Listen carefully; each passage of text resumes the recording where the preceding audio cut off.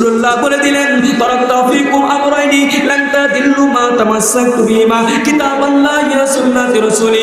এ আমার উম্মত উম্মতিরা শুনে রেখে দাও, তোমরা দুইটা জিনিস যদি আঁকড়ে ধরতে পারো তাহলে কখনো তোমরা পথভ্রষ্ট হবে না। এক নাম্বার হলো আল্লাহর কিতাব। সুবহানাল্লাহ। আল্লাহর কিতাব কি? আল্লাহর কিতাব যখন আমি আপনি আঁকড়ে ধরবো, শক্ত করে ধরবো, এখন কি এইভাবে শক্ত করে ধরলে হবে? এখন বলতে পারেন হুজুর শক্ত করে ধরতে বলেছেন, শক্ত করে ধরে বুকের ভিতরে আটকে রাখবো? না না না, এরকম ধরলে হবে না। সর্বপ্রথম আমার আপনার কাজ কি? কোরআনটা পড়তে হবে, শুদ্ধ করে কোরআনটা পড়তে হবে, আবার ওই কোরআনের অর্থ বুঝতে হবে, ওই কোরআন অনুযায়ী জীবনটা গড়তে হবে। তখনই কোরআন আমার আপনার ভিতরে থাকবে। আর এই কোরআনের কত দাম! এই কোরআন যদি আমার আপনার সিনার ভিতরে থাকে, আল্লাহ পাক সম্মান বাড়িয়ে দিবে, ঠিক কিনা বলে? আজকে রাষ্ট্রীয় ব্যাপারে কোরআনের হুকুম নাই, ঠিক কিনা? মানুষ গলা হুকুম চলতেছে। কোরআনের আইন যদি এই বাংলাদেশের ভিতরে চলতো, তাহলে এই বাংলাদেশের ভিতরে আল্লাহ তাআলার রহমত বর্ষিত হতো। সুবহানাল্লাহ। আর এই বাংলাদেশের ভিতরে কোরআনের আইন যদি চালু হতো, আর যারা চুরি করে ওই চোরকে যদি হাত কেটে দেওয়া হতো, তাহলে অন্য আর কোনো চোর চুরি করতো না, ঠিক কিনা বলেন? যদি জিনার কাজ করতাম, তাহলে ওই জিনাকারীকে যদি হত্যা করা হতো, একটা ব্যক্তিকে হত্যা করলে অন্য সবাই ভয় পেয়ে যেত, ঠিক কিনা? আজকে আমার আপনার ভিতরে এই কোরআনের শাসন নাই, আমরা মানুষ গড়া শাসন করতেছি। আমাদের সমস্ত পার্টিকে একত্রিত হবে, ঠিক কিনা বলেন?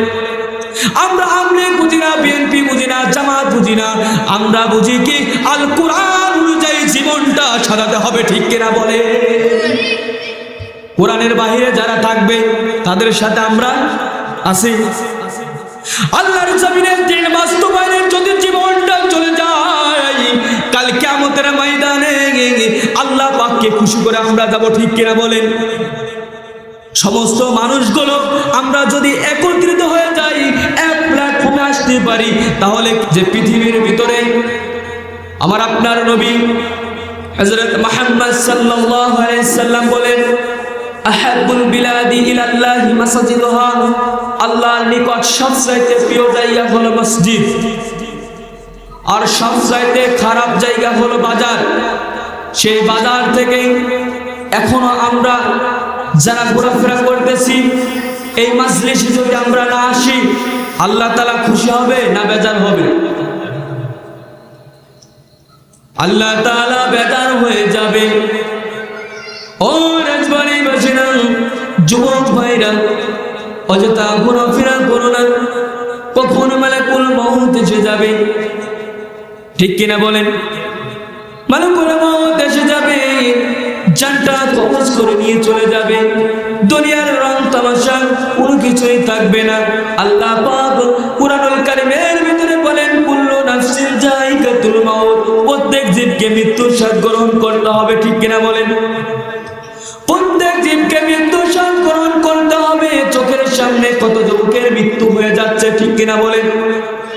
আসার সিরিয়াল আছে, যাওয়ার কোনো সিরিয়াল নাই। কখন মালাকুল মউত এসে যাবে, জানটা কবজ করে নিয়ে যাবে। ও যুবক, অযথা সময় নষ্ট না করে আল্লাহ তাআলার এই জান্নাতে বাগানের ভিতরে এসে কিছু কথা শুনলে পরে আল্লাহ তাআলা খুশি হয়ে যাবে। এখনো সময় আছে, এই জান্নাতের বাগানের ভিতরে চলে আসো। আমরা দুনিয়ার ভিতরে দেখতে পাই কারোর হাত কি প্যারালাইজ হয়ে পড়ে আছে, কত ডাক্তার কবিরাজ দেখাচ্ছে, তবু কি হাতটা ভালো হয় না।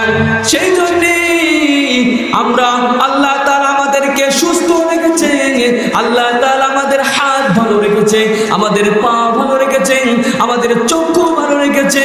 আমি আপনি যদি এই সকল আল্লাহ তাআলার নিয়ামত ভোগ করে যদি আমি আপনি নিয়ামতের শুকর আদায় না করি, আল্লাহ পাক কুরআনুল কারীমের ভিতরে বললেন, লাইন শাকারতুম লাযিদান্নাকুম ওয়া লাইন কাফারতুম ইন্না আযাবি লাশাদীদ। যে বান্দা আমার নিয়ামত পায়, নিয়ামতের শুকরিয়া আদায় করে, ওই বান্দার নিয়ামতকে আমি বৃদ্ধি করে দেই। সুবহানাল্লাহ। আল্লাহ তাআলার নিয়ামত আমি আপনি ভোগ করি, আল্লাহ তাআলা আমাদেরকে নিয়ামত দিয়েছে, আমরা কি পুরো নিয়ামত কি গণনা করে নির্ণয় করতে পারবো? আমরা নিয়ামত গণনা করে নির্ণয় করতে পারবো না। সেই জন্য আল্লাহ তাআলা আমাদের জবান ঠিক রেখেছেন, আবার কে জবান উঠাও নিয়ে যেতে পারেন, ঠিক কিনা বলেন? সেই জন্য আল্লাহ তাআলা বলেন, লা ইন শাকারতুম লাযিদান্নাকুম ওয়া লা ইন কাফারতুম ইন্না আযাবি লাশাদীদ। যে বান্দা আমার নিয়ামত পায়, নিয়ামতের শুকরিয়া আদায় করে, ওই বান্দার নিয়ামতকে আমি বৃদ্ধি করে দেই। আর যে বান্দা আমার নিয়ামত পাওয়ার পরে শুকরিয়া আদায় করে না, যে আমার বান্দা নিয়ামত পায় শুকরিয়া আদায় করে না, ইন্না আযাবি লাশাদীদ, আমার আযাব বড় কঠিন। আমি আপনি যদি নিয়ামত পেলাম, নিয়ামতের শুকরিয়া আদায় না করি, তাহলে কি আল্লাহর আযাবের বড় কঠিন সেই আযাব আমার আপনার উপর আসবে কিনা বলেন?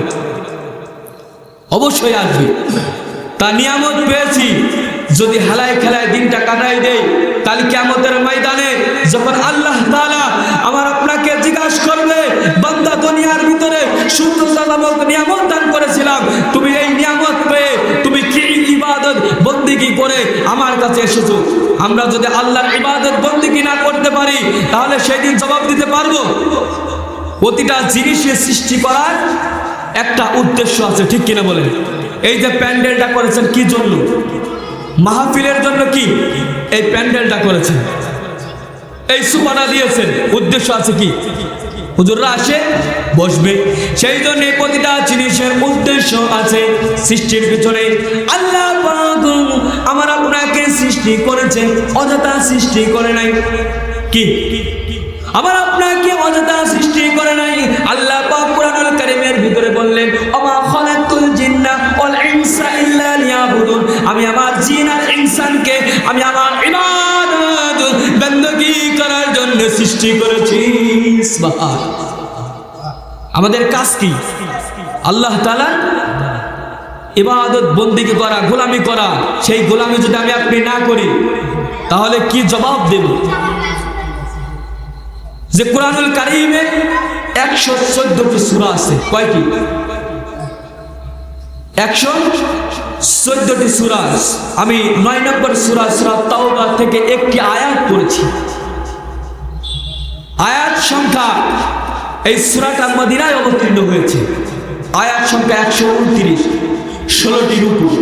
আমি 107 নম্বর আয়াত তেলাওয়াত করেছি, আর অসংখ্য হাদিস থেকে একটা হাদিস পড়েছি।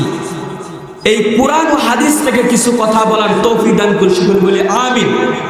আসলে কুরআন ও হাদিস আমরা যদি মেনে চলতে পারি, কি দুনিয়াও শান্তি, আখিরাতেও শান্তি। কথা বললে অনেক বলা যায়, ঠিক কুরআন হাদিস অনুযায়ী আমাদেরকে চলতে হবে। কি আল্লাহ পাক কুরআনটা আমাদের উপর, আমাদের নবীর উপর দিয়ে আমাদেরকে শিক্ষা দিয়ে গেছেন, তোমরা এই কুরআন অনুযায়ী চলো, ঠিক কিনা? রাসূলুল্লাহ সাল্লাল্লাহু আলাইহি ওয়াসাল্লাম বললেন, আকালান নবী সাল্লাল্লাহু আলাইহি ওয়াসাল্লাম, তারাকতু ফিকুম আমরাইনি লান তাদিল্লু মা তামাসসাকতু বিমা কিতাবাল্লাহি ওয়া সুন্নাতি রাসূলি। হে আমার উম্মতিরা, তোমরা শুনে রেখে দাও, যদি তোমরা এই ফিতনা ফাসাদের জামানায় যদি তোমরা দুইটা জিনিস আঁকড়ে ধরতে পারো, তাহলে তোমরা কখনো পথভ্রষ্ট হবে না। সকলে বলি সুবহানাল্লাহ। কয়টা জিনিস? খুব মনোযোগ দিবেন।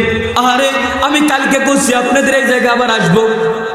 আমি কালুখালী থেকে এসেছি, আপনাদের কিচ্ছা কাহিনী শোনার জন্য আসি নাই। আমি এসেছি কুরআন ও হাদিস থেকে কিছু কথা বলার জন্য।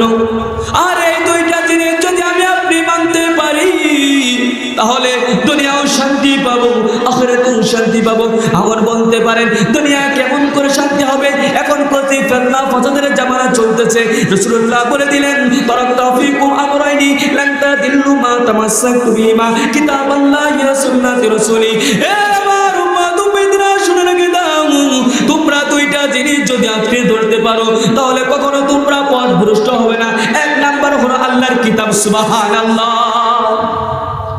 আল্লাহর কিতাব কি? আল্লাহর কিতাব যখন আমি আপনি আঁকড়ে ধরবো, শক্ত করে ধরবো, এখন কি এইভাবে শক্ত করে ধরলে হবে? এখন বলতে পারেন হুজুর শক্ত করে ধরতে বলেছেন, শক্ত করে ধরে বুকের ভিতরে আটকে রাখবো?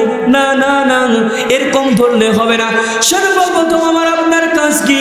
কোরআনটা পড়তে হবে, শুদ্ধ করে কোরআনটা পড়তে হবে, আবার ওই কোরআনের অর্থ বুঝতে হবে, ওই কোরআন অনুযায়ী জীবনটা গড়তে হবে। তখনই তো কোরআন আমার আপনার ভিতরে থাকবে।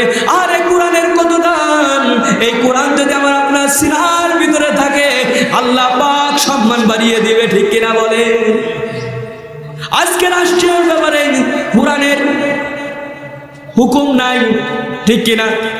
মানুষ গড়া হুকুম চলতেছে। কোরআনের আইন যদি এই বাংলাদেশের ভিতরে চলতো, তাহলে এই বাংলাদেশের ভিতরে আল্লাহ তাআলার রহমত বর্ষিত হতো, সুবহানাল্লাহ। আর এই বাংলাদেশের ভিতরে কোরআনের আইন যদি চালু হতো, আর যারা চুরি করে ওই চোরকে যদি হাত কেটে দেওয়া হতো, তাহলে অন্য আর কোনো চোর চুরি করতো না, ঠিক কিনা বলেন? যদি জিনার কাজ করতাম, তাহলে ওই জিনাকারীকে যদি হত্যা করা হতো, একটা ব্যক্তিকে হত্যা করলে অন্য সবাই ভয় পেয়ে যেত, ঠিক কিনা? আজকে আমার আপনার ভিতরে এই কোরআনের শাসন নাই, আমরা মানুষ গড়া শাসন করতেছি। আমাদের সমস্ত পার্টিকে একত্রিত হবে, ঠিক কিনা বলেন? আমরা আমলে বুঝি না, বিএনপি বুঝি না, জামাত বুঝি না, আমরা বুঝি কি আল কোরআন অনুযায়ী জীবনটা সাজাতে হবে, ঠিক কিনা বলে? কোরআনের বাহিরে যারা থাকবে তাদের সাথে আমরা আছি। আল্লাহর জমিনে দিন বাস্তবায়নের যদি জীবনটা চলে যায়, কাল কিয়ামতের ময়দানে আল্লাহ পাককে খুশি করে আমরা যাব, ঠিক কিনা বলেন? সমস্ত মানুষগুলো আমরা যদি একত্রিত হয়ে যাই, এক প্ল্যাটফর্মে আসতে পারি, তাহলে কি মুসলমান জয়যুক্ত হবে, ঠিক কিনা বলেন? মুসলমান এক হয়ে যাও, ওহির আলোকে জীবন সাজাও, সুবহানাল্লাহ। মুসলমান সব এক হয়ে যাও, কোরআনের আলোকে জীবন সাজাও। রাসূলুল্লাহকে নিতা মেনে, রাসূল করিমকে নিতা মেনে, শাসন চালাও সবখানে, জীবন সুন্দর সুখী হবে তোমার, সুখী হবে তুমি দু জাহানে, ঠিক কিনা বলেন? যেমন নেতা ছিলেন আবু বকর, তেমন নেতা হলো হযরত ওমর, ঠিক কিনা? যেমন নেতা ছিলেন আবু বকর, তেমন নেতা ছিলেন হযরত ওমর। নেতা হয়ে উঠে চড়ে নাই, কি চাকর হয়ে উঠে চড়ে, চাকর হয়ে উঠে চড়ে, নেতা হয়ে রশি টানে জীবন